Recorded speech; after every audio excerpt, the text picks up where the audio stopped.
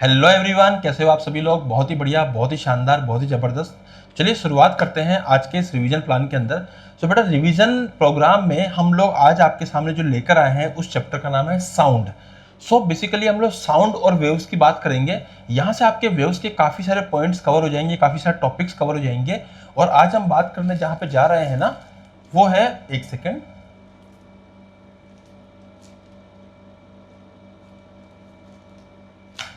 आज हम लोग बात करने जा रहे हैं वेव्स के ऊपर और साउंड के ऊपर। तो साउंड से ही अपने वेव्स की काफ़ी सारे टॉपिक्स कवर हो जाएंगे। तो चलिए शुरू करते हैं आज के इस टॉपिक को। बहुत ज़्यादा समय खराब नहीं करूंगा, बहुत ज़्यादा डिटेल में मैं चीज़ें भी नहीं बताऊंगा बच्चा आपको। अभी मैं आपको कुछ इस प्रकार से बताऊंगा कि आपका अच्छा रिवीजन हो जाए और आपके अच्छे मार्क्स आ जाए। तो चलिए शुरू करते हैं फटाफट से इसको। एक सबसे इंपॉर्टेंट बात यह है कि जो बच्चे पुराने हैं उनको बता दूं मैं आपको कि अगर आप अवगत नहीं है अभी तक सिलेबस से, जो पुराने बच्चे हैं उनको बताया जाए कि डॉपलर इफेक्ट जो है वो अब हट चुका है सिलेबस से। तो डॉपलर इफेक्ट अब हमारे पास है ही नहीं। ज़्यादातर जो मार्क्स आते थे वो कहाँ से आते थे, हमारे बीट से, डॉपलर इफेक्ट से और ऑर्गन पाइप से। अब क्योंकि डॉपलर इफेक्ट्स हट चुका है तो क्या बचा है, only beats and organ pipe. उसके अलावा जो बेसिक इक्वेशंस होती है साउंड की या फिर किसी भी वेव की, उन दोनों से मार्क्स आते हैं। तो चलिए आगे बढ़ते हैं फटाफट से बच्चों। यहाँ पे हम बात करते हैं, जैसे मान लो कोई भी वेव है, उसके वेव की इक्वेशन किस प्रकार से होती है। तो बच्चों हम लोग ऐसे इक्वेशन लिखते हैं, y बराबर a1 sine omega T minus के एक्स। तो ये मेरे पास में एक इक्वेशन होगी, ठीक है। इसमें जो ओमेगा टी माइनस के एक्स लिखा है, ध्यान समझिएगा, ये ओमेगा टी माइनस के एक्स होता है बच्चों, इसी को हम बोलते हैं फेज, ठीक है। फेज ऑफ दिस, सॉरी, इसकी फिजिक्स लिख दिया मैंने गलती से। तो इसको क्या लिख दूंगा मैं, फेज, ओके। तो इसको मैं फेज लिख दूंगा। ऐसे ही एक और इक्वेशन बन सकती है मेरे पास में। अब क्योंकि ये y बन गई है, ये फर्स्ट इक्वेशन बन गई, इसलिए इसका नाम रख दूंगा मैं y2, इसका नाम रख दूंगा y1। तो y2 की वैल्यू कितनी हो जाएगी, a2 sine omega T plus के एक्स, ठीक है। तो ये मेरे पास में दो इक्वेशन आ गई। गेटिंग माय पॉइंट, यहाँ पे दो इक्वेशन आ गई। अब इन दोनों में फर्क क्या है सर, अंतर क्या है दोनों के अंदर। इसमें एक माइनस लगा है, इसमें प्लस लगा हुआ है, इससे फर्क क्या पड़ रहा है। इससे फर्क पड़ रहा है भैया, अगर दोनों के दोनों साइन जो है वो अपोजिट साइन में आते हैं। किस में आते हैं, अपोजिट साइन में। आपके ऐसे क्वेश्चंस बहुत आते हैं, तो कृपया करके इन बातों पर ध्यान दीजिएगा। अपोजिट साइन में अगर आते हैं तो वेव की जो प्रपोजिशन डायरेक्शन जो है वो प्लस एक्स की तरफ है। किधर है, पॉजिटिव एक्स की तरफ। और इसी प्रकार से क्योंकि दोनों साइन या तो दोनों नेगेटिव है या दोनों पॉजिटिव है, अगर सेम साइन आते हैं, अगर कौन से साइन आते हैं बेटा, सेम साइन आते हैं, तो सेम साइन वाली कंडीशन में ये नेगेटिव एक्स की तरफ वेव प्रोपोगेट कर रही है, ट्रांसमिट कर रही है। ये बात हमको ध्यान समझनी आनी चाहिए कि वेव किस दिशा में ट्रांजिशन यहाँ पे हो रहा है वेव का। एक और बात है बेटा, यहाँ पे ध्यान समझिएगा। जैसे मान लीजिए मैंने आपसे कहा कि y बराबर a1 sine omega T plus के एक्स। इसमें जो ओमेगा है, ओमेगा जो है ना, इस ओमेगा की वैल्यू होती है 2 पाई बाई कैपिटल टी। ये आपको पता है अच्छे से, अगर नहीं पता है तो इसको लिख लीजिए। इसमें से टी जो होता है इसको मैं बोलता हूं टाइम पीरियड, ठीक है। ओमेगा होती है मेरी एंगुलर फ्रीक्वेंसी, एंगुलर फ्रीक्वेंसी। बेटा सब रिवीजन के पॉइंट से इनको अच्छे से लिख लीजिए। एक एक पॉइंट महत्वपूर्ण है यहाँ पे, एक एक पॉइंट हमारे लिए बहुत इंपॉर्टेंट है। तो हो गया एंगुलर फ्रीक्वेंसी, हो गया टाइम पीरियड, हो गया। और समझिए ध्यान से, अगर मान लीजिए मैं के लिखता हूं तो के क्या होता है, के की वैल्यू होती है बेटा 2 पाई बाई लैम्डा। इसको वेव नंबर भी बोलते हैं कई लोग, परंतु के अगर मैं बोलूंगा इसको, तो जो के की वैल्यू होती है 2 पाई बाई लैम्डा होती है। और जो मेरा लैम्डा है ना, ये होता है भाई साहब वेव लेंथ। कौन सा लेंथ, वेव लेंथ। तो ये वेवलेंथ हो गया मेरे पास में। तो यहाँ वेवलेंथ हो गया, यहाँ टाइम पीरियड हो गया, ये एंगुलर फ्रीक्वेंसी हो गया। सिंपल फ्रीक्वेंसी अगर मैं बात करता हूं तो मैं लिख सकता हूं sir simple frequency 2 pi into F. तो जो एफ होता है ना मेरा, एफ, उसकी वैल्यू होती है 1/t। तो ये बेसिक बातें बेटा आपको सारी पता होनी चाहिए। आप वेव्स यहाँ पे पढ़ रहे हैं, साउंड वेव बेसिकली पढ़ रहे हैं, परंतु मैं आपको वेव्स की भी मेन बातें यहाँ बता रहा हूँ। तो दोनों ही चीजें यहाँ पे कवर हमारे साथ हो रही है। तो इसके साथ हम आगे बढ़ते हैं। अब हम बात करते हैं, जैसे मान लीजिए हमारे पास में y1 है, ये y1 की क्वेश्चन होगी, ये y2 की क्वेश्चन होगी। तो y1 क्या रिप्रेजेंट कर रहा है, y1 कर रहा है किसी भी टाइम पर वो जो पार्टिकल था ना वो अपनी किस y पोजीशन पर था, ये आपको समझना है। और अगर यहाँ पे देखो, समझो एक चीज बेटा, यहाँ पे अगर मान लीजिए x लिखा हुआ है, x, तो इसका मतलब wave proposition should be in x direction. अगर यहाँ z लिखा होता तो तो मैं के जेड कर देता। अगर यहाँ पे मान लीजिए y लिखा होता तो फिर मैं के वाई करता, यहाँ पे x लिखा होता तो मैं के एक्स करता, और अगर x लिखा हुआ है तो वो x दिशा में जा रही है, अगर y लिखा है तो y दिशा में जा रही है, अगर z लिखा है तो z दिशा में जा रही है। तो इन सब चीजों का भी अपने को ध्यान रखने का है यहाँ पे जब भी हम लोग बात करते हैं, ठीक है। इसको डिस्प्लेसमेंट वेव की इक्वेशन बोलते हैं बेटा, ठीक है। अब यहां से हम आगे बढ़ते हैं। इसमें एक और चीज, ये जो आपको चीज दिख रही है इसको बोलते हैं एम्पलीट्यूड। एम्पलीट्यूड ये मैक्सिमम डिस्प्लेसमेंट है उस पॉइंट पार्टिकल का जो क्या कर रहा है, ऑसिलेट कर रहा है, उसका काम है ऑसिलेट करना।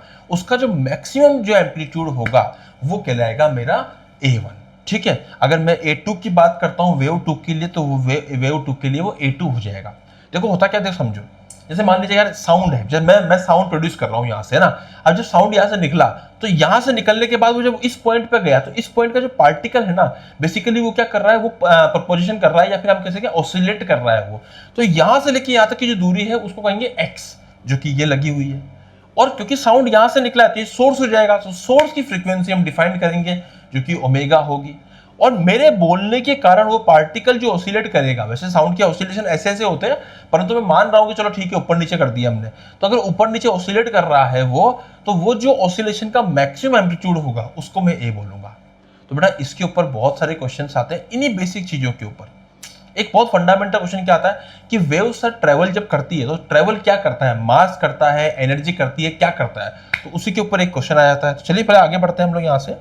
सो बच्चों देखो यहाँ बोला है with the propagation of a longitudinal wave through a material medium the quantities transmitted in the propagation direction are. तो यहाँ पे एक चीज बहुत इंपॉर्टेंट बोली है, मटेरियल मीडियम। मटेरियल मीडियम का मतलब क्या है कि मीडियम जो था ना उसके अंदर मटेरियल था, ऐसा नहीं था, वैक्यूम नहीं था वो मीडियम। तो मैं यहाँ पे कहूंगा कि एनर्जी करती है ट्रांसमिट, या फिर मोमेंटम करता है कि मास करता है। तो आपको एक बात ध्यान रखने की यहाँ पे बहुत अच्छे से बेटा इसको याद रख लो भले, कि यहाँ पे सिर्फ एनर्जी का प्रोपोगेशन होता है, ना मास का होता है ना मोमेंटम का होता है। सर मोमेंटम का तो होता है ना, मोमेंटम एनर्जी तो एक ही बात है। अरे नहीं भैया, मोमेंटम में मास भी इन्वॉल्व होता है। आई मेरी बात समझ में? भाई मोमेंटम का बेसिकली मतलब क्या है, जहां पे मास जो है ना, मास जो है वो किसी वेलोसिटी से मूव कर रहा है, तो हम सिर्फ और सिर्फ एनर्जी की बात करेंगे। एनर्जी ही प्रोपोगेट कर रही है और वही मोमेंटम चेंज कर रही है अलग अलग पॉइंट्स का। तो प्रोपोगेशन जो होता है ना वो सिर्फ एनर्जी का होता है, एक जगह से दूसरी जगह सिर्फ एनर्जी ट्रेवल करती है। आज मैं बोल रहा हूं और आपको सुनाई दे रहा है, तो वो एनर्जी का ट्रांसमिशन है, वो एनर्जी का प्रोपोगेशन है, और वो एनर्जी का नाम है साउंड एनर्जी। आई मेरी बात समझ? तो चलिए आगे बढ़ते हैं यहाँ से बच्चों, नेक्स्ट सवाल की तरफ बढ़ते हैं। अब देखिए ऐसे क्वेश्चन है, इसमें बोला गया two waves are represented by the equations y1 बराबर दिस एंड y2 बराबर दिस। अब यहाँ पे क्या बोला गया है, the phase difference between them is.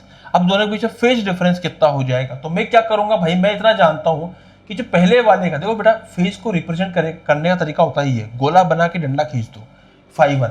अब ये φ1 को की वैल्यू कितनी आएगी सर, पहले वाले φ1 की वैल्यू आएगी ओमेगा टी प्लस के एक्स प्लस 0.57, ये आ गई पहले वाले में। अब सर सेकंड वाले की अगर मैं बात करूं, देखो बेटा सेकंड वाले का अगर मैं y2 लिखता हूं ना, तो पहले वाले का साइन था पर सेकंड वाले का साइन नहीं था, कोस था। तो कितनी बन रही है उसकी equation, a cos omega T plus के एक्स। इसका मतलब सेकंड वाले केस के अंदर उसका जो हम लोग क्या कहेंगे, जो सेकंड वाला केस है उसमें जो हम वैल्यू जो आ रही है वो कोस के साथ आ रही है। तो we have to convert this into sine. कैसे करेंगे साहब, अभी करके देखते हैं। तो हम लोग क्या लिखेंगे बेटा, यहाँ पे y2 बराबर a और कोस को लिख दूंगा मैं साइन ओमेगा टी प्लस के एक्स प्लस π/2। क्या आप ये बात जानते हो कि साइन π/2 प्लस थीटा जो होता है ना, वो क्या हो जाता है, मेरा कोस थीटा हो जाता है। तो बेटा यहाँ से साफ साफ मिल गई मेरे को वैल्यू। क्या वैल्यू मिली मेरे को, y2 बराबर a sine omega T plus के एक्स प्लस π/2। तो अब बताओ आप, ऊपर वाले का फेज कितना था, ओमेगा टी प्लस के एक्स प्लस 0.57, और नीचे वाले का कितना हो गया, अब लिख लेता हूं नीचे वाले का फेज 2। तो कितना हो जाएगा बेटा, ओमेगा टी के एक्स प्लस π/2 को आधा कर दो भाई साहब, कितना हो जाएगा 1.57। अब अगर आप ध्यान से देखो तो इन दोनों का जो डिफरेंस है वो कितना हो रहा है, डेल्टा फाई उसकी वैल्यू आएगी 1.57 माइनस 0.57, तो इट बिकम्स 1। तो ये तुम्हारा आ गया है डेल्टा फाई। क्या मेरी बात आपको यहां तक अच्छे समझ में आ रही है? अगर यहाँ तक समझ में आ रही तो हम लोग आगे बढ़ते हैं बच्चों। तो इस प्रकार के बेसिक क्वेश्चन आते हैं। अब इस कैटेगरी पे और भी कई क्वेश्चन थे, बहुत अलग अलग ईयर्स के क्वेश्चन थे, परंतु मैं सिर्फ आपके सामने एक दो क्वेश्चन लेके आया हूँ क्योंकि मेरे को आपको रिवाइज कराना है, ताकि आपको मैं एक से एक नए नए कॉन्सेप्ट रिवाइज करा सकूँ। तो चलिए आगे बढ़ते हैं।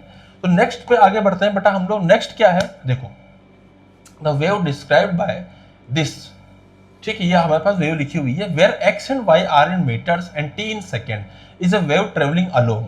मैंने आपको बताया था कि अगर दोनों की दिशाएं आपस में अपोजिट हो तो किधर दिशा ट्रेवल करती है वो प्लस एक्स की तरफ, क्योंकि यहाँ पे एक्स लगा हुआ है, तो it is travelling along positive X direction, it is travelling along positive X direction. तो दो चीजें आ गई हमारे पास में। अब मैंने आपसे क्या कहा था कि जो एक्स के साथ लगा हुआ है 10 पाई, क्या बेटा यही मेरा के है? याद करो, क्या ये मेरा यही के है? और व्हाट इज के की जो वैल्यू होती है it is 2 pi by lambda, तो पाई से पाई यहाँ पे निमट जाएगा। तो what is my lambda? Lambda आएगा मेरा, इसको इधर पाई से पाई काट दो पहले, तो इसको इधर ले जाओ, तो 2 डिवाइडेड बाय 10, तो आंसर आ जाएगा मेरा 0.2 मीटर। तो लैम्डा की जो वैल्यू है वो 0.2 मीटर मेरी यहाँ पे आ चुकी है। ये बात क्या हमको समझ में आ रही है? तो लैम्डा मेरा 0.2 मीटर आ चुका है। चलो चेक करते हैं भाई साहब, प्लस एक्स में मूव कर रहा है, बिल्कुल सही बात है। फ्रीक्वेंसी 1 हर्ट्ज हम नहीं पता, भी देखेंगे, पर लैम्डा 0, अरे भैया लैम्डा 0.2 यहाँ भी मैच कर रहा है, अरे यहाँ पे भी तो मैच कर रहा है। इसका मतलब अभी B option number A and D में कंफ्यूजन है। तो चलिए भाई साहब अब चेक करते हैं फ्रीक्वेंसी। तो फ्रीक्वेंसी कितनी है? मैंने आपसे कहा था जो टी के साथ लगा होता है, टी के साथ क्या लगा है यहाँ पे 2 पाई टी, ये असल में होता है ओमेगा टी। तो मैं कह सकता हूँ कि 2 पाई की वैल्यू है वो असल में ओमेगा के बराबर है। And what is omega? 2 pi by capital T. तो 2 पाई से 2 पाई पूरा कट जाएगा, तो what is the value of T? तो T will be equals to, यहाँ पे हो जाएगा, जैसे हम कह सकते हैं टी की वैल्यू जो आ रही है ना 2 पाई 2 पाई कटने में, तो 1 आ रही है, 1 सेकेंड। एंड फ्रीक्वेंसी कितनी जाएगी? 1 upon T which is 1 hertz. तो 1 हर्ट्ज से कौन मैच कर रहा है बेटा? ये वाला मैच कर रहा है, इसलिए ऑप्शन नंबर ए मेरा परफेक्टली सही है। क्या मेरी बात आपको समझ में आई यहाँ तक? तो इस प्रकार से हम लोग यहाँ पे आगे बढ़ेंगे और आगे नेक्स्ट बात करेंगे। चलिए भैया नेक्स्ट बात करते हैं। अब नेक्स्ट आता है क्वेश्चन ये वाला, अब वेव ट्रैवलिंग। देखो मैंने क्या करा ना, मैंने क्वेश्चन छाट लिए पीवाईक्यू के। अब उन क्वेश्चंस के बेसिस पे मैं आपको कॉन्सेप्ट भी सिखा रहा हूँ, और क्वेश्चन मैंने ऐसे नहीं छाटे रैंडमली, मैंने क्वेश्चन छाटे हैं एक एक पर्टिकुलर टॉपिक के ऊपर कुछ क्वेश्चन। जैसे हम लोगों ने वेव इक्वेशन सीखी तो इसके ऊपर पर्टिकुलर कुछ क्वेश्चन आ गए, तो ये इस प्रकार से प्रयोग करना है बेटा यहाँ पे। तो चलिए आगे बढ़ते हैं यहाँ से। अब wave travelling in positive X direction with a बराबर 0.2 मीटर पर सेकेंड स्क्वायर, वेलोसिटी आपके सामने ये दे रखी है एंड लैम्डा आपको ये दे रखा है। The correct expression for the wave is. अब सबसे इंपॉर्टेंट बात क्या है कि वेव पॉजिटिव एक्स में ट्रेवल कर रही है, इसका मतलब इनमें से कौन सी इक्वेशन सही होगी? जो पॉजिटिव एक्स की तरफ जा रही होगी। चलो चेक करते हैं भाई साहब, क्या दोनों के दोनों प्लस प्लस है? इसका मतलब वेव कहाँ जा रही है? नेगेटिव में। दोनों दोनों प्लस प्लस है, वेव कहाँ जा रही है? नेगेटिव में। एक प्लस से एक माइनस, और यहाँ पे वेव जा रही है भैया पॉजिटिव में, और यहाँ पे वेव जा रही है पॉजिटिव में। तो इसका मतलब ये और ये दो ऑप्शन हमारे पास में संभावना है सही हो सकते हैं। अब चेक करते हैं हम लोग क्या, अभी इन्होंने बोला कि वेलोसिटी जो है ना, लैम्डा जो है वो 60 मीटर है, पहले लैम्डा चेक करते हैं। तो बेटा x का जो मेरा कोफिशिएंट होता है, यहाँ x का कोफिशिएंट कितना है? 1/60। जो x का कोफिशिएंट होता है वो असल में मेरा 2 पाई बाय लैम्डा होता है। तो देखो यहाँ पे x का जो कोफिशिएंट, असली में x का कोफिशिएंट क्या था? देखो 2 पाई मैंने कॉमन ले लिया, तो ये बचा 2 पाई, अंदर अगर ले लूंगा वापिस से तो 2 पाई इंटू एक्स बटे 60, सही है ना? तो मैं कह सकता हूं कि जो मेरा 1/60 है वो असल में किसके बराबर है? 1 लैम्डा के बराबर है। तो मैं यहाँ पे कह सकता हूं कि जो मेरा लैम्डा है वो 60 मीटर आना चाहिए। क्या दोनों ही केस में 60 मीटर आ रहा है क्या? अरे भैया दोनों ही केस में 60 मीटर आ रहा है। इस केस में 60 मीटर आ रहा है, सॉरी इसमें 2 पाई था, इसमें पाई था, तो इसी वाले केस में आ रहा है। इसका मतलब यही आंसर होना चाहिए। लेकिन अभी हम फ्रीक्वेंसी भी चेक करेंगे बेटा।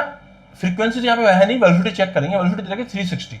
अब एक चीज समझिए आप, वेलोसिटी इज इक्वल टू क्या होती है? लैम्डा इंटू फ्रीक्वेंसी, सही है। अगर मैं वेलोसिटी को लिख दूंगा 360, लैम्डा को लिख दूंगा 60, तो मेरी फ्रीक्वेंसी आनी चाहिए कितनी बेटा? 6 यानी चाहिए फ्रीक्वेंसी। अगर फ्रीक्वेंसी इतनी आएगी तो मैं जानता हूं जो मेरा ओमेगा आना चाहिए वो 2 पाई इंटू फ्रीक्वेंसी आना चाहिए। तो फ्रीक्वेंसी की वैल्यू पुट कर देता हूं यहाँ पे, तो कितना हो जाएगा 2 पाई इंटू 6, कितना हो गया 6 इंटू 2 12 पाई। अब चेक करते हैं क्या इस 2 पाई को जब इस 6 से गुणा करूंगा तो क्या ये 12 पाई आएगी? हाँ सर, तो इसका मतलब ये मेरा एग्जैक्टली करेक्ट आंसर है। आया समझ में बच्चों? सो इस प्रकार से हम लोग इनके सॉल्यूशंस निकालेंगे, इस प्रकार से हमको क्वेश्चंस करने हैं। तो अगर वेव के कोई भी क्वेश्चन आते हैं तो आप बहुत आसानी से कर सकते हो अगर आपको वेव की इक्वेशन को समझना आता है तो चलिए आगे बढ़ते हैं यहाँ से नेक्स्ट क्वेश्चन पे, नेक्स्ट टॉपिक पे बढ़ते हैं। बेटा टॉपिक कौन सा लेते हैं पहले देखो, यहाँ पे बोला जब two waves have a phase difference of 60 degree, path difference पूछा है आपसे। मतलब यहाँ पे एक चीज समझनी पड़ेगी अपने को, there is some relation between path difference and phase difference, and ये एक बहुत इंपॉर्टेंट रिजल्ट भी है और बहुत इंपॉर्टेंट फॉर्मूला भी है। तो बेटा इसको ध्यान रखिएगा, डेल्टा फाई इसका नाम होता है फेज डिफरेंस, ठीक है। डेल्टा फाई का नाम क्या होता है बेटा? Phase difference. इसको मैं किसके बराबर कर दूंगा? के डेल्टा एक्स, इसमें से जो के तो मेरा हो जाएगा 2 पाई बाय लैम्डा, और जो डेल्टा एक्स है ये हो जाएगा मेरा पाथ डिफरेंस। मतलब कभी भी आपके सामने आ जाए कि पाथ डिफरेंस, लेट सपोज कि आपको दे रखा है 2.2 लैम्डा दे रखा है, मान लीजिए इसे एग्जांपल में आपको लेता हूं कि if path difference delta X is 2 lambda then find delta phi.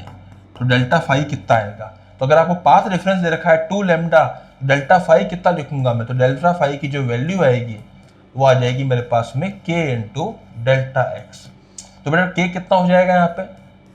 2 pi by lambda into what is delta X, तो डेल्टा एक्स हो जाएगा मेरा 2 लैम्डा, लैम्डा से लैम्डा निमट जाएगा तो ये बचेगा 4 पाई। ओके, तो इस प्रकार से मेरे यहाँ पे फेज डिफरेंस आ जाएगा। तो पाथ डिफरेंस और फेज डिफरेंस में हम इस प्रकार से रिलेशंस निकालेंगे। क्या आपको यहाँ तक मेरी बात समझ में आई? तो चलिए अब हम आगे बढ़ते हैं अगले टॉपिक के ऊपर, अगले क्वेश्चन के ऊपर सॉरी। तो क्वेश्चन यही है, two sound waves having a phase difference of 60 degree have path difference of what? तो बेटा फेज डिफरेंस दे रखा है, तो रिलेशन क्या है? डेल्टा फाई बराबर 2 pi by lambda delta X. तो व्हाट इज डेल्टा फाई? हमारा delta phi phase difference 60 degree, तो 60 डिग्री को कितना ले सकता हूं मैं रेडियन के अंदर? तो हो जाएगा पाई बाय 3, पाई बाय 3 हो जाएगा। अगर मैं इसको बोलूं पाई बाय 3, इसको ले दूंगा 2 pi by lambda into delta x. बेटा पाई से पाई निमट गया, लैम्डा इधर जाएगा, तो what is my delta x? Lambda को इधर ले जाओ, ये लैम्डा आ गया, 2 इंटू 3 कर दो, ये 6 हो गया। So what is delta x? Lambda by 6। क्या मेरी बात आप समझ में आ रही है बच्चों? सभी लोग ध्यान दीजिए, सभी लोग समझिए यहाँ पे। तो डेल्टा एक्स की हो जाएगी लैम्डा बाय 6, तो lambda by 6, lambda by 6, lambda से कहाँ है? ये रहा, ये रहा, ये रहा, तो दिस इज योर आंसर। तो इस प्रकार से हम यहाँ पे रिवाइज करते हुए आगे बढ़ रहे हैं। तो चलिए आगे बढ़ते हैं अगले टॉपिक के ऊपर। पहले अगले क्वेश्चन को लेते हैं, उसके बाद फिर अगले टॉपिक की बात करेंगे। So transverse wave is represented by this, for what value of wavelength is the wave velocity equal to the maximum particle velocity? अब यहाँ पे दो चीजें आई है बेटा, एक आया वेव वेलोसिटी और एक आया मैक्सिमम पार्टिकल वेलोसिटी। तो अगर आपको वेव वेलोसिटी लिखना हो या वेव स्पीड लिखना हो, मैं ऐसे लिख देता हूँ, यहाँ पे लिख देता हूँ बेटा स्पीड वेव, वेव स्पीड। तो बेटा वेव स्पीड क्या हो जाएगा? ध्यान रखिएगा, वेव स्पीड आपको याद रखना है, स्पीड क्या होता है? एक्स बटे टी। अगर मैं डायमेंशंस की बात करता हूँ एक्स बटे टी। यहां पे आपको क्या करना है? यहां पे आपको टी का जो कोफिशिएंट है विच इज ओमेगा, उसको रखना है ऊपर, और फिर एक्स का जो कोफिशिएंट है विच इज के, उसको रखना है नीचे। सो ओमेगा बाई के जो होता है ना बेटा, वो बन जाती है मेरी वेव स्पीड। डन है? वेव स्पीड ये बन जाती है।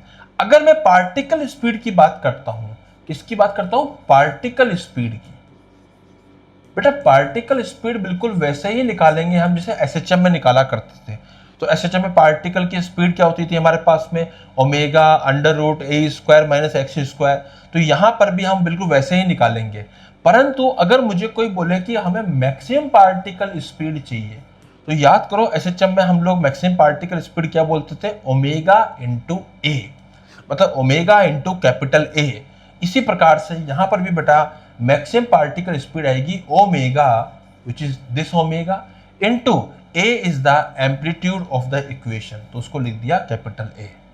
इन दोनों को अगर मैं इक्वेट करूंगा, क्योंकि बोला है यहाँ पे कि wave velocity equal to the maximum particle velocity, दोनों इक्वल है, तो कर दो भैया इसको। तो wave speed which is omega बटे k, omega into a, omega से ओमेगा काट दिया, तो मेरे पास रिलेशन क्या आ जाएगा यहाँ पे। अब पूछा क्या है मुझे, पूछा for what value the wavelength, wavelength क्या होएगा। अब देखो समझो यहाँ पे भाई साहब, ये क्या हो गया 1/k बराबर ए।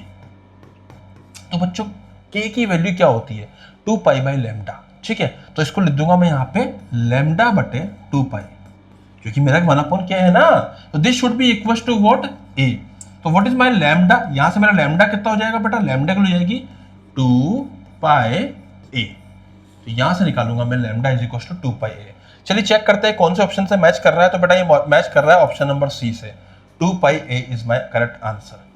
आई मेरी बात समझ में, इसको थोड़ा छोटा कर देता हूं मैं यहाँ पे। अब देखिए 2 पाई ए डन है। चलिए अब यहां से आगे बढ़ते हैं बच्चों, नेक्स्ट पढ़ते हैं। सो नेक्स्ट में है equation of wave is represented by this in the velocity of wave. अभी समझाया मैंने आपको वेव वेलोसिटी क्या होती है। आप हमेशा टी के कोफिशिएंट विच इज 100 को डिवाइड कर दीजिए एक्स के कोफिशिएंट विच इज 1/10। सो 1/10 से आप डिवाइड कर दीजिए, इसको पकड़ के ऐसे करके उल्टा कर दो। तो जैसे ऐसे पकड़ के उल्टा करोगे इट बिकम्स 1000, मीटर में था तो मीटर पर सेकंड, खेल ही खत्म। तो भाई साहब आंसर आएगा ऑप्शन नंबर सी, खत्म। कितना इजीली हम लोग इस बात को कर सकते हैं। तो चलिए आगे बढ़ते हैं बेटा नेक्स्ट चीज के ऊपर। अब बात करते हैं the equations of the two waves acting in perpendicular direction are given as this and this. अब आपसे क्या बोला गया है कि जो डेल्टा है उसकी वैल्यू π/2 है। The resultant wave represents what, resultant wave कैसा बनेगा। तो उसके लिए क्या करा बेटा, पहले मैं एक काम करता हूं, मैं x की वैल्यू लिखता हूं, x is equal to a cos omega t plus delta लिखा है। डेल्टा की इन्होंने वैल्यू देखी अल्फा प्लस π/2, तो बेटा इसको अल्फा प्लस π/2 कर दो। ये लो सर। अब अगर मान लीजिए आपको कोई भी यहाँ पे अल्फा के साथ में कुछ भी एंगल के साथ में अगर π/2 मिल रहा है, तो इसका मतलब इसको साइन में क्या लिख सकता हूँ, साइन में लिख सकता हूँ। तो what I can write x बराबर क्या हो जाएगा बेटा यहाँ पे, x बराबर a sine omega T plus alpha, ऐसा मैं कर सकता हूं। परंतु तब कर सकता हूं जहां पे माइनस लेगा, सही बात है ना।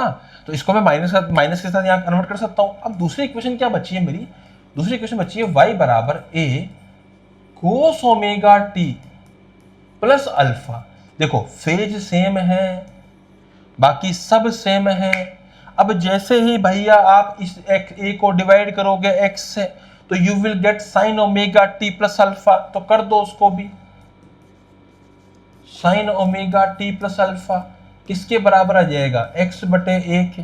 माइनस में आएगा वो एक अलग बात है, माइनस भी कर देता हूं लो आपके कहने पे।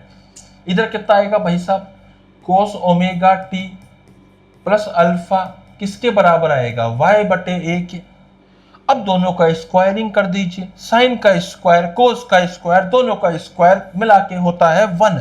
तो अगर मैं साइन का स्क्वायर करूं, मैं जानता हूं अच्छे से इसका स्क्वायर करने में 1 होता है। इसका स्क्वायर डायरेक्ट लिखो बेटा, कितना आएगा एक्स स्क्वायर बटे ए स्क्वायर, इसका आएगा वाई स्क्वायर बटे ए स्क्वायर, दोनों मिला के 1 होता है। अगर 1 होता है तो मैं कह सकता हूं कि जो मेरा एक्स स्क्वायर है, जो वाई स्क्वायर है, वो मेरा 1 आएगा। आया समझ में, जो मेरा एक्स स्क्वायर है, जो मेरा वाई स्क्वायर है, वो मेरा कितना आएगा 1 आएगा। और ऐसी इक्वेशन किसकी होती है, सर्कल भाई साहब की। तो दिस इज फॉर सर्कल। क्या हम यहां से आगे बढ़े, सो अब हम आगे बढ़ते हैं यहां से नेक्स्ट टॉपिक के ऊपर, नेक्स्ट क्वेश्चन के ऊपर। एक सेकेंड, हाँ जी। सो बेटा यहां पे आता है हमारा एक नया टॉपिक जिसका नाम है बीट्स। तो बीट्स के जैसे क्वेश्चन आया, तो पहले मैं आपको बीट्स के बारे में बता दूं बेटा। एक टॉपिक था डॉपलर्स इफेक्ट, वो तो हटा दिया गया है, अब बचा है सिर्फ बीट्स, है ना। बीट्स बहुत इजी टॉपिक है। एक सेकंड रुको, थोड़ा सेट कर दूं मैं इसको। यस, बीट्स बहुत इजी टॉपिक है, ठीक है। बीट्स बहुत इजी टॉपिक है बेटा। तो बीट्स को मैं यहाँ पे समझाता हूँ आपको किस प्रकार से है। आपको जब भी बीट्स के बारे में बात करनी हो, आप हमेशा क्या करोगे, बीट्स फ्रीक्वेंसी जो होती है वो क्या होती है, f2 माइनस f1। देखो इसके पीछे कहानी तो बहुत लंबी चौड़ी है। कि सुपरपोजिशन होता है, हम सुपरपोजिशन में जब फ्रीक्वेंसी डिफरेंट डिफरेंट होती है तो हम लोग उसकी बीट फ्रीक्वेंसी निकालते हैं। तो आप तो ये बात मान के चलिए, देखो सुपरपोजिशन का मतलब क्या होता है, यहाँ से एक, जैसे मान लीजिए कि यहाँ से कोई रे निकली, ठीक है, लाइट सोर्स था, यहाँ से रे निकली, लाइट सोर्स है व्हाटएवर, कोई भी सोर्स था, ठीक है, यहाँ से एक रे निकली। अब मतलब बेसिकली इसको हम लोग बोलेंगे वेव निकली। अब वो वेव क्या करेगी, एक पर्टिकुलर पार्टिकल को ऑसिलेट करेगी, लेट्स सपोज ऐसे ऐसे ऑसिलेट कर रही है, और यहाँ से एक और वेव निकली, वो इस पार्टिकल को ऐसे ऐसे ऑसिलेट करेगी। तो वो पार्टिकल जब अकेली ये वेव थी तब ऐसे ऐसे करना चाहता था, जब अकेली ये वेव थी तब ऐसे ऐसे करना चाहता था। अब दोनों वेव है तो बेचारा पार्टिकल कंफ्यूज है, किसकी बात मानूं। तो पार्टिकल दोनों के हिसाब से बीच में कहीं ऑसिलेट करेगा, ठीक है, तो उसको बोलते हैं सुपरपोजिशन। तो अगर मान लीजिए दो पार्टिकल के जो दोनों सोर्सेस हैं उनकी फ्रीक्वेंसीज डिफरेंट है, उसको पढ़ते हैं हम बीट्स में। अगर फ्रीक्वेंसी सेम है उसको पढ़ते हैं हम इंटरफेरेंस में। तो दोनों अलग अलग टॉपिक हैं। तो पहले हम जानने जा रहे हैं बेटा यहाँ पे बीट्स। अब समझते हैं बीट्स को। तो बीट्स से क्वेश्चन आया हमारे पास में, तो चलिए इस क्वेश्चन को करते हैं सॉल्व फटाफट से। तो यहाँ पे क्या आ रहा है, in a guitar two strings A and B made of same material are slightly out of tune and produce beats of frequency 6 hertz. देखो एक सिंपल सी कहानी है बेटा, यहाँ पे आपको बस एक चीज ध्यान रखनी है कि यहाँ पे बीट फ्रीक्वेंसी 6 हर्ट्ज प्रोड्यूस हो रही है, ठीक है। अब अगर बीट फ्रीक्वेंसी 6 हर्ट्ज प्रोड्यूस हो रही है, सबसे पहले आप बीट फ्रीक्वेंसी लिख लो, कितनी हो रही है, 6 हर्ट्ज। मैं लिख दिया beat frequency is equal to 6 hertz, ये मैंने लगा दिया यहाँ पे। अब क्या बोला, when tension in B is slightly decreased and the beat frequency increases to 7 hertz if the frequency of A and A is 530 Hz and the original frequency of B will be equals to what? तो क्या बोला गया है आपको, frequency of A minus frequency of B, ये जो होना चाहिए ना बेटा, ये होना चाहिए मेरा कितना, 6 हर्ट्ज, ये होना चाहिए। उसमें से हमारे फ्रीक्वेंसी A कितनी है, 530 हर्ट्ज से फ्रीक्वेंसी ऑफ A। अब तुम एक बात ध्यान रखना, अगर फ्रीक्वेंसी ऑफ A 530 हर्ट्ज है तो फ्रीक्वेंसी ऑफ B कितना होगा, फ्रीक्वेंसी ऑफ B के पास में दो ऑप्शन है। अगर मुझे A की और B का डिफरेंशिएट करना है तो या तो A कितना होगा, 536 होगा, या A कितना होगा, 524 होगा। तो मान लेता हूं कि मैं यहाँ पे 536 हर्ट्ज से, और दूसरा ऑप्शन मान लेता हूं 524 हर्ट्ज से। अब इन दोनों में से कोई एक होगी। अब पता मुद्दा यहां से शुरू होता है बेटा, मुद्दा क्या शुरू होता है, यहां से मैं ये कह सकता हूं कि सर अगर ऐसा है, अब समझो यहाँ पे, when tension in B is slightly decreased, the beat frequency increased to 7 hertz. अब कहा गया कि टेंशन जो है वो डिक्रीज कर दी बी वाले की, तो बेटा बी वाले की टेंशन डिक्रीज करूंगा तो फ्रीक्वेंसी डिक्रीज होगी। अब सोचो, अगर बी वाले की फ्रीक्वेंसी 536 होती मान लो, और उससे मैंने और कम कर दी होती, तो लेट सपोज 536 से 535 हो जाती, तो 535 और 530 क्या 5 की बीट फ्रीक्वेंसी आती, परंतु हमारी बीट फ्रीक्वेंसी तो बढ़ रही है। चलो एक काम करते हैं सर, थोड़ी और कम करो, 536 में थोड़ी और 534 कर दो, 534 है और ऊपर 530, दोनों मिला के 4 बीट फ्रीक्वेंसी आती है। तो इसका मतलब सर 536 तो हो ही नहीं सकता। तो जितना कम करोगे उतनी बीट फ्रीक्वेंसी कम हो रही है, परंतु मुझे तो बीट फ्रीक्वेंसी को बढ़ा के 7 पहुंचाना है। तो एक काम करते हैं, 524 लेके देखते हैं। अगर मैंने 524 लिया है बच्चों, तो मैं कह सकता हूं कि 524 में से जो टेंशन कम करी तो बीट क्या फ्रीक्वेंसी और कम हो गई। अगर और कम हो गई तो लेट सपोज 523 हो गई। अरे पहले 530 था, अब 523 हो गया, हो गई ना 7 बीट फ्रीक्वेंसी। इसका मतलब जो करेक्ट मैच कर रहा है वो 524 कर रहा है और 536 नहीं कर रहा। तो 524 कहाँ है हमारा, ऑप्शन में ये रहा। तो ऑप्शन नंबर बी बेटा यहाँ करेक्ट है। अब मेरी बातें कुछ ध्यान समझना है, यहाँ पे मैं आपको सबको समझाना चाहता हूँ। ऐसे कई क्वेश्चंस आते हैं इसके अंदर। क्वेश्चंस का मेन कंसर्न क्या होता है कि वो आपको एक चीज की बीट फ्रीक्वेंसी देंगे, एक चीज की फ्रीक्वेंसी देंगे, सॉरी। जैसे मान लो मैंने आपसे कहा कि 2 ट्यूनिंग फोक थे, समझना एग्जांपल की है। अब 2 ट्यूनिंग फोक में से बेटा एक था ए, एक था बी, और दोनों की बीट फ्रीक्वेंसी मिला के कितनी थी, 4 थी, लेट सपोज 4 थी। अब जो ए वाला ट्यूनिंग फोक था ना भैया, उसकी फ्रीक्वेंसी दे रखी है लेट सपोज 300 हर्ट्ज, है ना, और आपको बीट फ्रीक्वेंसी दे रखी है भाई साहब 4 हर्ट्ज। तो इस हिसाब से तो हमारा बी वाले की कितनी आएगी, 2 ऑप्शन आ सकते हैं, या तो 304 होएगी, है ना, या कितनी हो जाएगी 296। अब मैंने आपसे कहा है कि मैंने उस ट्यूनिंग फोक में जो बी वाला था उसको और घिस दिया। घिसने से क्या होता है, फ्रीक्वेंसी बढ़ जाती है। बेटा 2 चीजें आपके काम आएंगी।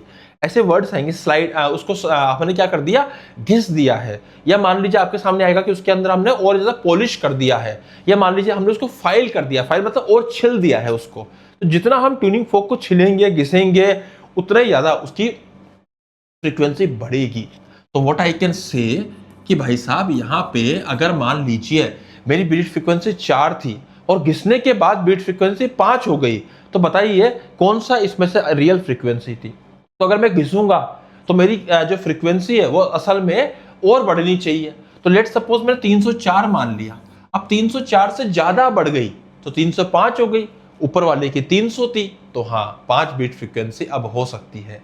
इसका मतलब बेटा यहाँ पे ये करेक्ट हो जाएगा। अगर आप ध्यान से समझो तो यहाँ पे ये वाला करेक्ट हो जाएगा। ऐसी छोटी छोटी सी बातों का ध्यान रखना है और ध्यान रखते हुए बेटा हमको आगे बढ़ना है। तो पे और क्वेश्चन देखते हैं। चलिए नेक्स्ट क्वेश्चन क्या है, देखो ये रहा, 2 vibrating tuning forks produce waves given by 5 sin 500 pi t और 2 sin 506 पाई टी। तो बेटा एक चीज ध्यान रखना है, यहाँ पे जो टी के साथ लगा होता है ना उसको बोलते हैं ओमेगा।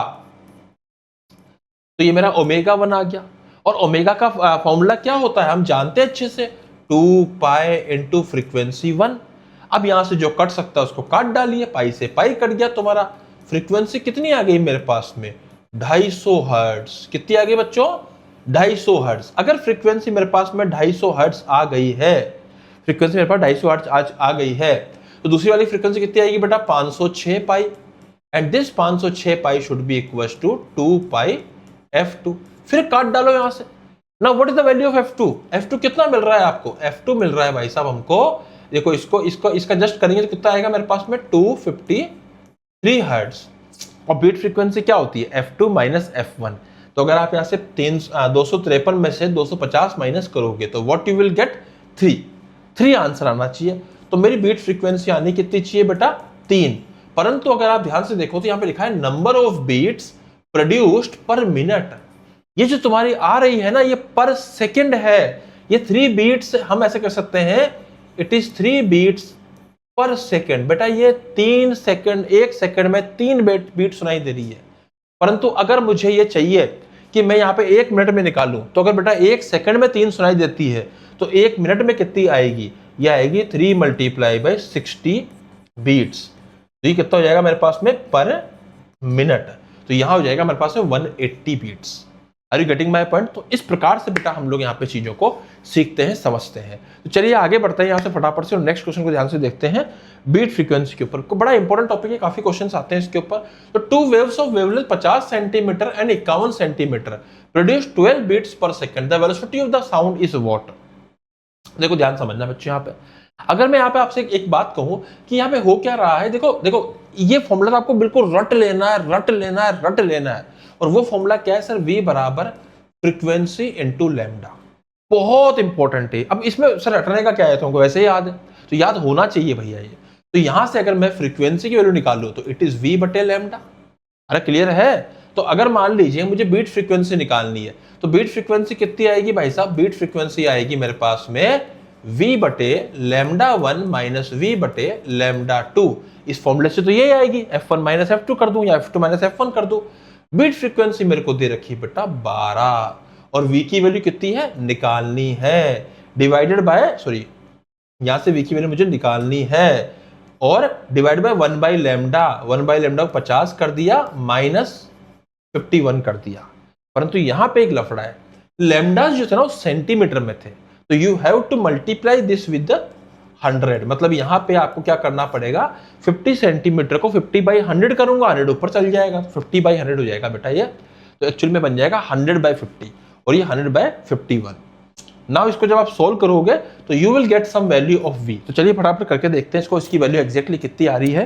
तो इसको करके देखते हैं हम लोग। मुझे पता तुम लोगों का आंसर याद है और इवन मुझे भी याद है, फिर मैं आपको करके दिखाता हूँ आपको कैसे करना है।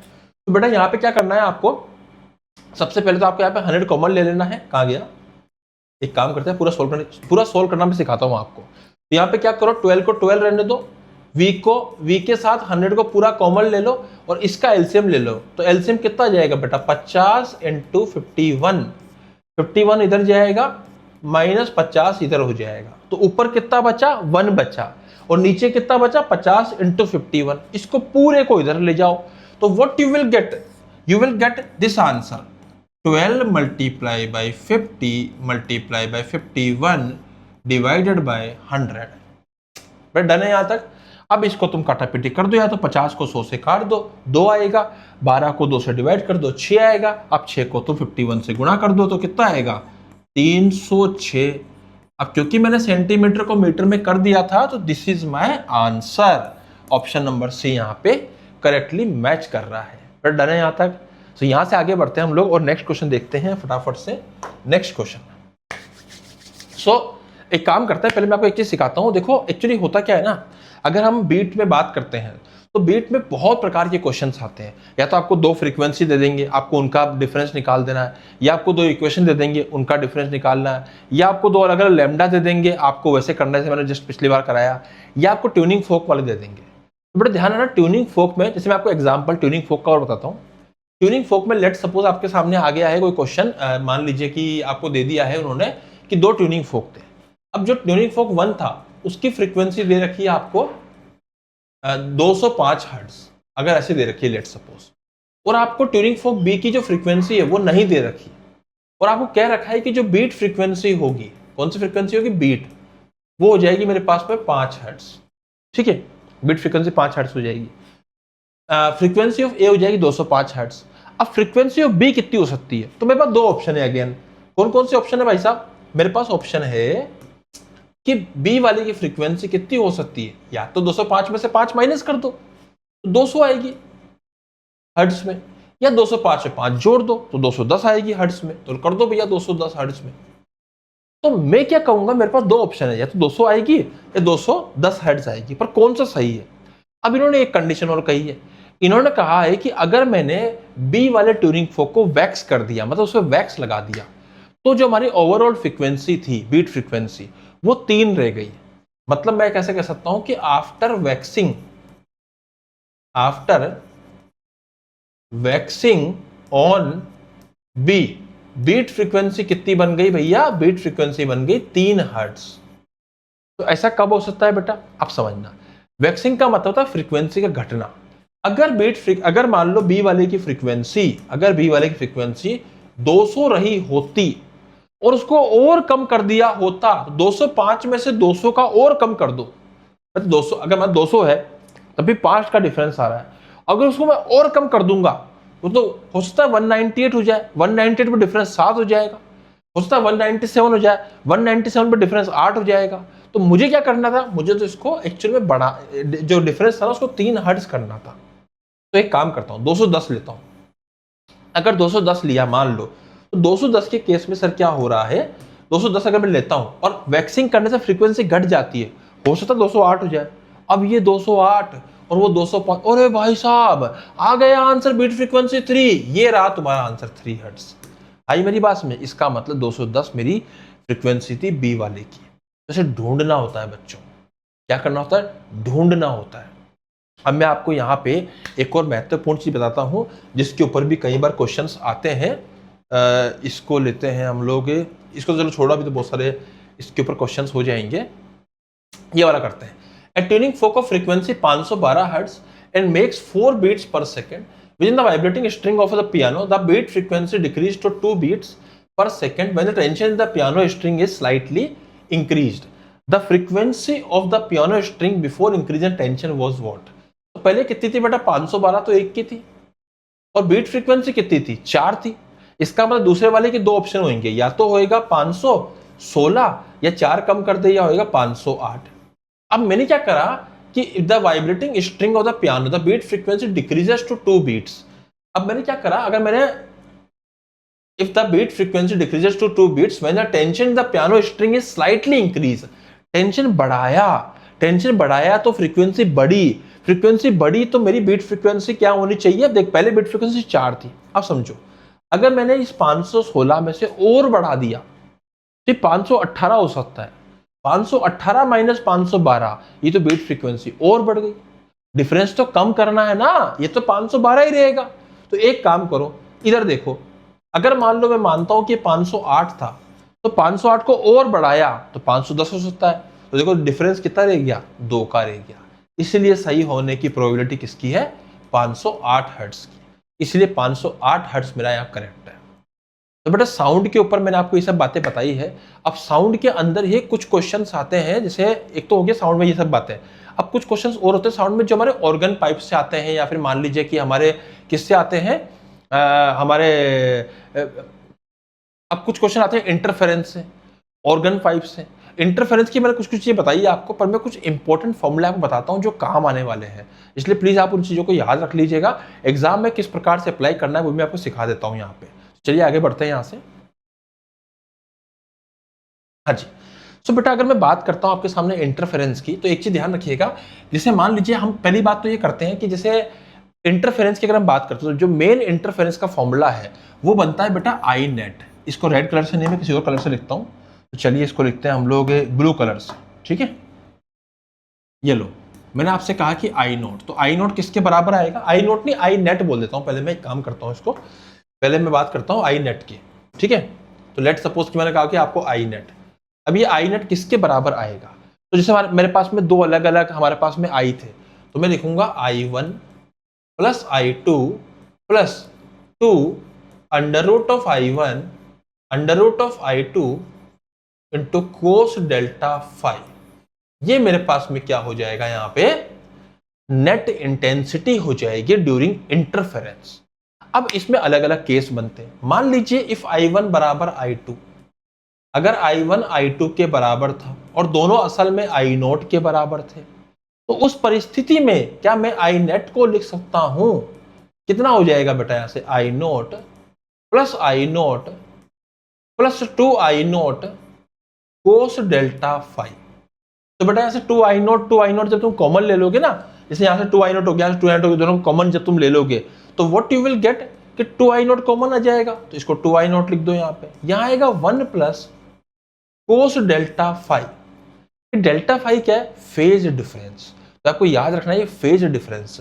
तो बेटा इस 1 प्लस कोस डेल्टा फाई को लिख सकता हूं मैं 2 times of cos square delta phi by 2, 2 into 2 4 हो जाएगा, और ये अंतिम रिजल्ट बनेगा इसका 4 naught cos square delta phi by 2। ये तुम्हारा क्या आ गया है, आई नेट आ गया है। अब इसको आपको याद रखना है बच्चों। यहां से मैंने आपको एक चीज बताई थी कि अगर मान लो हमारा जो, एक चीज समझो, अगर हमारा जो डेल्टा फाई है, हमारा जो डेल्टा फाई है उसकी वैल्यू देखो, डेल्टा फाई क्या, फेज डिफरेंस है। अब फेज डिफरेंस और पाथ डिफरेंस में बेसिकली रिलेशन क्या है, तो रिलेशन में आपको शुरू में बताया भी था कि जो फेज डिफरेंस और पाथ डिफरेंस में जो रिलेशन है वो होता है बेटा के डेल्टा एक्स। आप एक चीज समझिएगा, आप जब मेरे पूरे साल के लेक्चर्स देखोगे, मैं एक एक चीज को, बेटा मैंने जितने भी लेक्चर अभी तक यहाँ पे इस चैनल के ऊपर डाले हैं ना, उसमें एक एक चीज को बहुत अच्छे से एक्सप्लेन किया है, परंतु अभी हम कर रहे हैं रिवीजन, इसलिए मैं आपको अभी फॉर्मूला बेस्ड और जो चीजें इंपॉर्टेंट है वो चीजें बता रहा हूँ और थोड़ा शॉर्ट में बता रहा हूँ, इसलिए अभी आप रिवीजन के हिसाब से देखिए। डेल्टा फाई जो होता है वो असल में 2 pi by lambda into delta x होता है। तो यहां से मैं relation between phase difference and path difference निकाल लेता हूं। आई मेरी बात समझ में। अब यहाँ पे एक और चीज है बेटा, जैसे मान लो कि इसी में ना एक चीज पूछते हैं, जैसे मान लो कि हमसे आई मैक्स पूछ लिया, I1 I2 अलग अलग है और आई मैक्स पूछ लिया। एग्जाम्पल के लिए काम करता हूँ, इसको थोड़ा इधर रख देता हूँ मैं, नहीं चलो कोई नहीं, मैं यही कर दूंगा साइड में कई जगह बना के, यहां कर देता हूँ। अगर मान लीजिए बेटा मुझसे आई मैक्स पूछ लिया, तो फॉर्मूला यही है अभी हमारे लिए, I1 I2 है, तो इस परिस्थिति में आई मैक्स की वैल्यू क्या होती है आपको याद होगा, ये होती है I1 का अंडर रूट प्लस I2 का अंडर रूट का होल स्क्वायर। ये आपको याद रखना है। कोस फाई की वैल्यू क्या हो जाएगी, वहां पे 1 हो जाएगी, इसका मतलब डेल्टा फाई की वैल्यू क्या हो जाएगी, 0 पाई, इस प्रकार की वैल्यूज आएंगी, में 0 2 पाई इस प्रकार की वैल्यूज आएंगी। अगर मैं आई मिनिमम रखता हूं ना बेटा यहाँ पे, तो आई मिनिमम की वैल्यू जाएगी मेरे पास में under root of I1 minus under root of I2 का होल स्क्वायर। तो ये मेरे पास में आई मैक्स और आई मिनिमम की वैल्यू हो गई। बेटा ये हुआ है हमारा साउंड के कुछ महत्वपूर्ण चीजें हैं। अब इसमें अगर कुछ बचता है तो सिर्फ ऑर्गन पाइप बचता है। ऑर्गन पाइप को भी मैं आपको बहुत जल्दी कवर करूंगा, क्योंकि मुझे बहुत लंबे लेक्चर्स में नहीं बनाने हैं, मुझे बहुत शॉर्ट आपको रिवीजन कराना है और बहुत अच्छा रिवीजन कराना है, इससे आपके बहुत अच्छे मार्क्स आए। तो जो भी मैंने आपको रिवीजन के क्वेश्चंस कराए हैं, जो भी मैंने आपको यहाँ पे कॉन्सेप्ट्स बताए हैं, कॉन्सेप्ट्स बहुत इंपॉर्टेंट है। और देखो बेसिक पे ही रहना है, बहुत ज़्यादा परेशान नहीं होना, अभी बहुत ज़्यादा गहरी चीज़ों में भी नहीं जाना आपको, क्योंकि आप ज़्यादा डिटेल में जाओगे, ज़्यादा गहराई में चीज़ों को करोगे तो फिर आपको अभी बहुत समय लग जाएगा। और अपने को अभी क्या करना है, अपने को सिर्फ 100 या 120 मार्क्स तक पहुंचने के लिए बेसिक सारी चीज़ें पता होनी चाहिए और फास्ट रिजल्ट आना चाहिए। तो बच्चों चलो तो मिलते हैं नए वीडियो के अंदर, नए लेक्चर के साथ में। तब तक के लिए धन्यवाद।